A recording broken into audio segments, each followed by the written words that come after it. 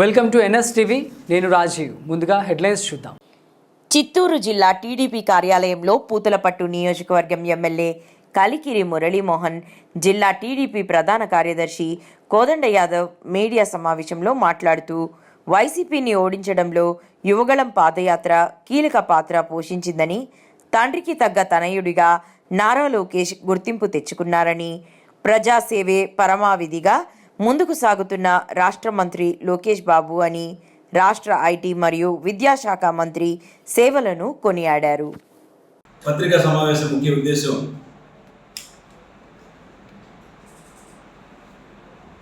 ముఖ్యమంత్రి వర్యులు శ్రీ నారా చంద్రబాబు నాయుడు గారు, రాష్ట్ర మంత్రి వర్యులు శ్రీ నారా లోకేష్ బాబు గారు దావోస్ పర్యటనలో పరిశ్రమలు తేవడానికి వెళ్ళిన ప్రయత్నం, చర్చలు విజయవంతమైనవి. అందులో భాగంగా 49 ప్రపంచ పారిశ్రామిక దిగ్గజాలతో వారు తిరగడం జరిగింది. తిరిగి వారందరినీ కూడా ఆయన యొక్క అపారమైన అనుభవంతో, పరిపాలన దక్షతతో, గతంలో ముఖ్యమంత్రిగా చేసినప్పుడు అనేక పరిశ్రమలు తెచ్చిన అనుభవంతో వాళ్ళంతా చెప్పడంతో వాళ్ళంతా కూడా ఆయనపై నమ్మకంతో ఈ పరిశ్రమలు నెలకొల్పడానికి, పెట్టుబడులు పెట్టడానికి 49 పరిశ్రమల యాజమాన్యం ముందుకు వచ్చారు. తద్వారా సుమారు 2 లక్షల ఉద్యోగాలు ఆంధ్ర రాష్ట్రంలో రాబోతున్నాయి. దీన్ని చూసి వైసీపీ నాయకులు, మాజీ ముఖ్యమంత్రి జగన్మోహన్ రెడ్డి అసత్య ప్రచారాలు నాంది పలికారు. ఆ బులుగు మీడియాలో చెప్తారు, ఒక్క పరిశ్రమ కూడా రాలేదు, తండ్రి కొడుకులు దావోస్ పర్యటన వెళ్ళినప్పుడు అన్నారు. ఇది పచ్చి అబద్ధం. దీన్ని మేము ఖండిస్తున్నాము. ఎందుకంటే ఆ 5 ఏళ్ల పరిపాలనలో చంద్రబాబు నాయుడు గారి పుణ్యమాన వచ్చిన వస్తామన్న పెట్టుబడి పెడతామన్న పరిశ్రమలు కూడా వెనక్కి వెళ్ళిపోయినాయి, పక్క రాష్ట్రాలకు వెళ్ళిపోయినాయి, జాబ్ క్యాలెండర్ మాయమైపోయినాయి, ఉద్యోగాలు లేదు. కానీ చంద్రబాబు గారి చేతులతో సమర్థవంత నాయకత్వంతో పరిశ్రమలు అన్ని వస్తాయి అని జీర్ణించుకోలేక దీనిపైన అసత్య ప్రచారం చేసి దీన్ని అడ్డుకోవడం, నీచమైన రాజకీయాలు, దిగజారుడు రాజకీయాలు, ఇవి మానుకోవాలని చెప్పేసి వైసీపీ నాయకులను హితపాటు చేస్తున్నాం. రెండవది, జనవరి 27 ఈరోజు 2023 జనవరి 27 తారీఖున జాతీయ తెలుగుదేశం పార్టీ ప్రధాన కార్యదర్శి శ్రీ నారా లోకేష్ బాబు గారు కుప్పం నియోజకవర్గం నుండి యువగళం పాదయాత్ర ప్రారంభించారు.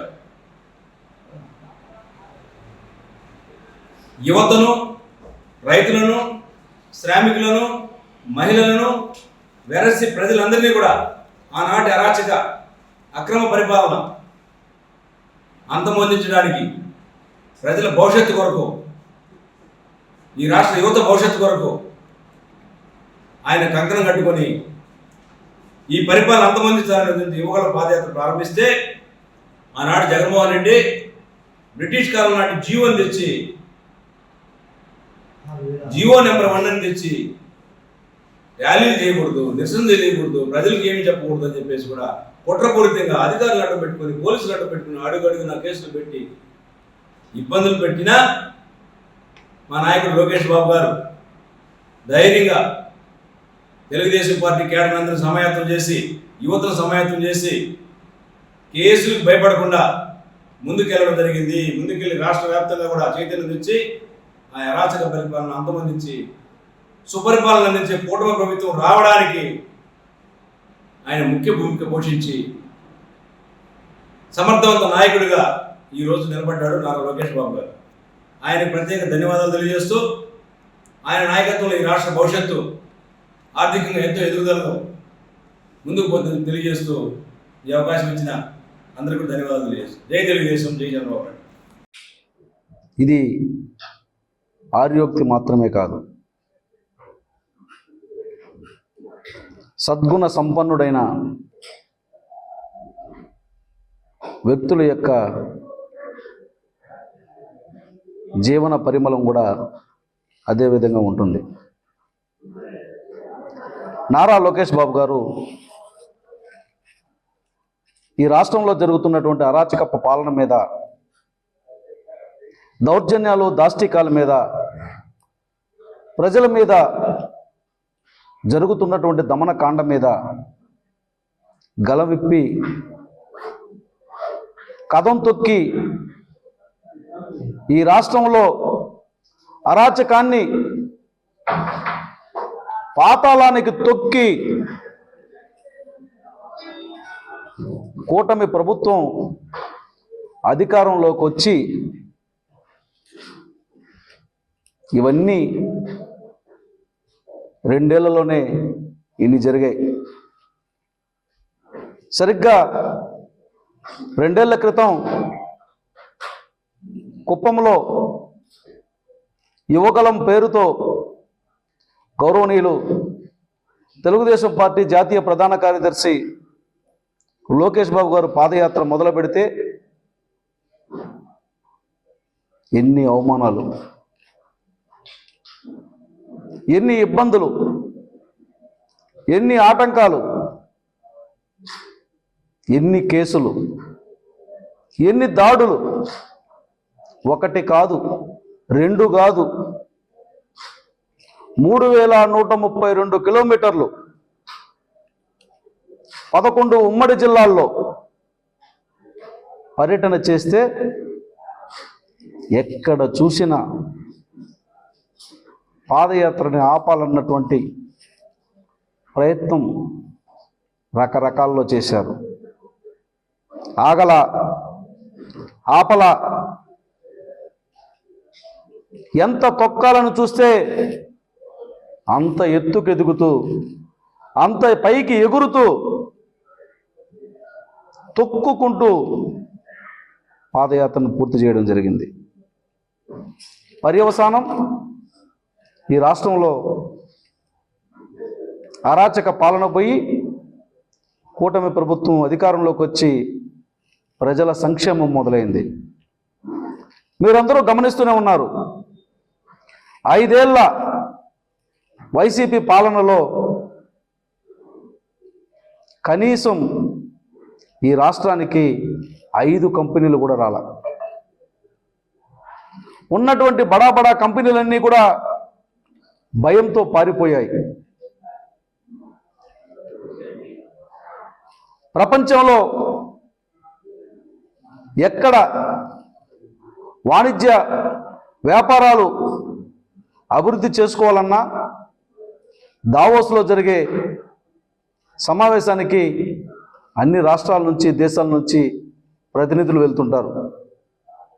ఆడలేనమ్మ మధ్యలో ఓడున్నట్టు వైసీపీ ప్రభుత్వం దావోసుకు పోయి ఏ ప్రముఖ కంపెనీతో చర్చలు జరిపి రాష్ట్రానికి పెట్టుబడులు తేలేక మేము దావోసునే ఆంధ్రప్రదేశ్కి తెస్తామని ప్రగల్భాలు పలికి వైజాగ్లో ఒక సమ్మిట్ ఏర్పాటు చేసి సంతకు కూరగాయలు తోలుకొని పోయే వాళ్ళందరికీ కాస్ట్లీ కోట్లు వేసుకొచ్చి కుర్చీల్లో కూర్చోబెట్టేశారు. అదేమిటంటే అప్పట్లో ఉన్నటువంటి ఐటీ మంత్రి కోడన్నాడు, గుడ్డన్నాడు. ఏమయ్యా అన్ని వేల కోట్లు, ఇన్ని వేల కోట్లు అన్నావు, ఇక్కడ మీటింగ్లో కోటేసుకొని రావడం పలానా హోటల్లో వెయిటర్గా ఉన్నాడని ఫోటోలు పెడితే ఏం వెయిటర్లు వ్యాపారాలు పెట్టకూడదా అన్నారు. అంటే దావోస్లో జరిగే వాణిజ్య ఒప్పందాలకి, ఆంధ్రప్రదేశ్లో జరిగినటువంటి వైసీపీ ప్రభుత్వంలో సాగినటువంటి ఈ సిల్లి ఆటకి వ్యత్యాసాన్ని కూడా ఎవరైనా మాట్లాడడానికి భయపడ్డారు. నేనేమంటున్నానంటే ఒక సమర్థవంతమైనటువంటి నాయకుడు, ఒక రెప్యుటేషన్, ఒక ప్రతిభ కలిగినటువంటి నాయకుడు ముఖ్యమంత్రిగా ఉంటే ఎలా ఉంటుందనేది ఈరోజు దావోస్లో జరిగినటువంటి ప్రపంచ వ్యాపారవేత్తల సదస్సులో నిరూపణ జరిగింది. ప్రపంచంలో అగ్రగామిగా ఉన్నటువంటి సుమారు 50 కంపెనీల ప్రతినిధులు ఈ రాష్ట్ర ప్రభుత్వంతో చర్చలు జరిపారు. ఈ రాష్ట్రాన్ని అగ్రగామిగా నిలపాలని, వ్యాపార వాణిజ్యాల్లో దేశంలో నంబర్ 1 స్థాయికి తీసుకెళ్లాలని, సగటు మనిషి యొక్క తలసరి ఆదాయాన్ని, వృద్ధి రేటుని జాతీయ స్థాయిలోనే ప్రథమంలోకి తీసుకెళ్లాలని తపన పడుతూ, తహతహలాడుతూ, తాపత్రయపడుతూ వ్యాపారవేత్తలందరినీ కూడా రాష్ట్రంలోకి రమ్మని, పెట్టుబడులు పెట్టమని ఆహ్వానిస్తే ఈరోజు కొల్లలుగా స్పందించారు. గౌరవనీయులు నారా చంద్రబాబు నాయుడు గారు ఒకవైపు, నారా లోకేష్ బాబు గారు ఐటీ శాఖ మంత్రిగా ఒకవైపు చర్చలు చేసి వేల కోట్ల రూపాయల పెట్టుబడులని ఈరోజు ఆంధ్రప్రదేశ్కు తీసుకురాబోతున్నారు.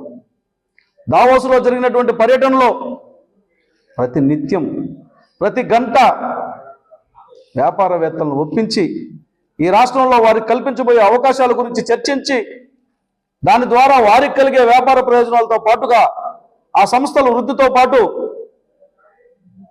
ఈ రాష్ట్ర ప్రజలకి ఏ రకంగా ఆ కంపెనీలు ఉపయోగపడతాయన్నటువంటి విషయాల్ని చర్చించి వారందరినీ కూడా